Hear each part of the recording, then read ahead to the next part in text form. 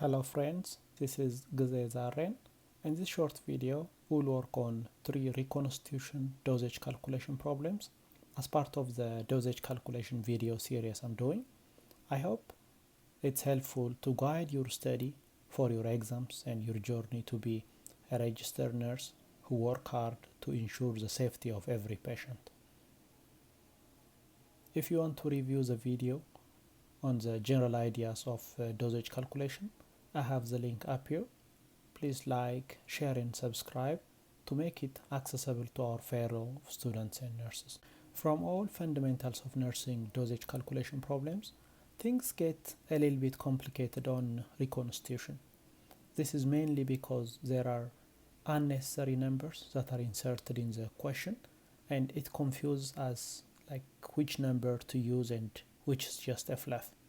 To avoid making mistakes here, we have to pay attention to a couple of things. I have like 3 rules that I consider when I'm trying to sort out between numbers that I use and numbers to avoid. First, if we have concentration provided, we don't have to worry about vial size. So we can just use it to do our setup and calculation. First, if we have concentration provided, we don't have to worry about vial size, so we can just use it to do our setup and calculation. Second, if we have powder in the vial size is irrelevant, as all we have in it is powder that's yet to be mixed with a fluid. Third, if it says dilute, we must know the vial has liquid and we have to add the milliliter in the vial with the amount we have to add when we are trying to find the concentration and use it in our calculation. So having this in the back of our mind, let's start our problems. In this question, the order is 260 microgram of robinol and the medication is available in 0.2 milligram per 1 milliliter. This is our concentration. This is what we need in a 10 milliliter vial. Here is what I was mentioning earlier. There are a lot of unnecessary numbers inserted and that would create a confusion. So this number is just a fluff because we have our concentration. We don't need to worry about the vial size. And the question is, your patient should receive how much? Here it doesn't say anything. It doesn't say how much milliliter or how much milligram in the question. Usually the basic rule is the medication is supposed to be given in the form that it came. So if our medication here is in liquid form, so we have to use the measurement for liquid, so milliliter is the way that we are supposed to answer this question. So the way we set it up is milliliter is equal to, from our concentration we know 1 milliliter divided by 0.2 milligram times, we have our order 260 microgram, but what we have here is milligram, so we have to use a conversion from milligram to microgram. So we know 1 milligram is 1000 microgram times our number is here 260 microgram. Now we can get rid of milligram by milligram and microgram by microgram. We just multiply the number and get to our answer. It's 260 divided by 1000 times 0.2 is 200. Our answer is 1.3 milliliter. Second question, you are to add enough fluid to a 75 milligram vial to create a 30 milligram per milliliter concentration. Then give a 22 milligram dose. How much fluid should you add? That's the first question. And how much in milliliter will you give? Let's start first how much we should add. Milliliter. Our concentration is 1 milliliter divided by 30 milligram we put 1 milliliter on top because we are asked for milliliter. We have to start having the milliliter on top. So times what we have here is 75 milligram. Then we get rid of the milligram when we divide 75 by 30.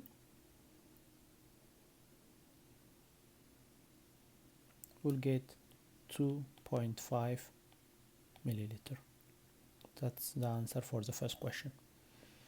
Second question is still it's in milliliter, and now it's asking us how much to give, and the dosage is 22 milligram dose. So our concentration doesn't change, it's still the same. Divided by 30 milligram times 22 milligram. We'll get rid of the milligram and we'll divide 22 by 30. Our answer is 0.7 milliliter. Okay, this is the second question. Third question, clindamycin has been ordered 250 milligram every 6 hours for 7 days. It's available 50 milligram per milliliter in 5 milliliter vial. How much will you need in milligram for the 7-day supply? This one question. And second question is how many vials? This is a little bit different type of question compared to the two questions that we have covered earlier. So the first question is asking for milligram. It's easy. We can do it in two ways.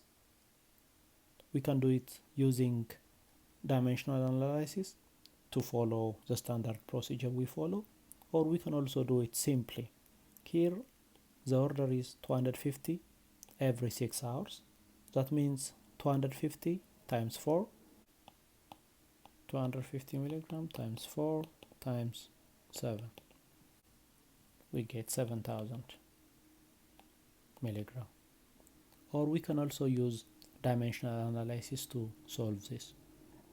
What we are asked for is milligram, and we know the order is for 250 milligram every 6 hours per 6 hours. We know there is 24 hours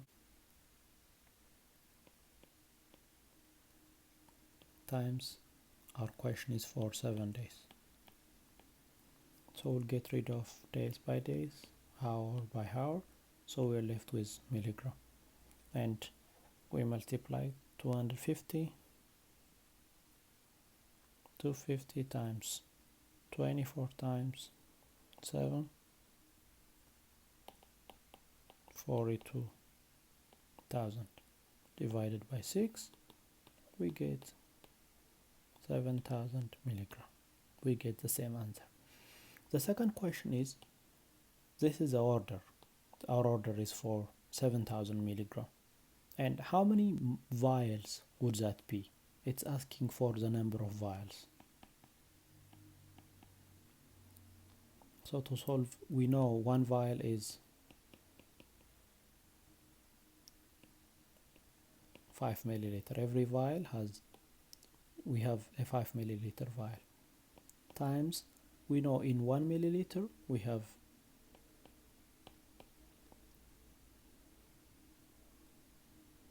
50 milligram. Times, we know our order. The total 7 days order is 7,000 milligram.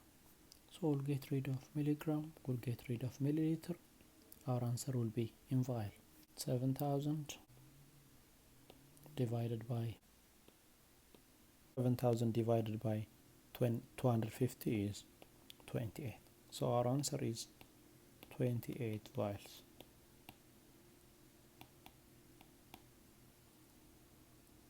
This is the 3 questions that I have worked on. I hope working on these questions was helpful to help you in the preparation for your exams. I'll see you in another video.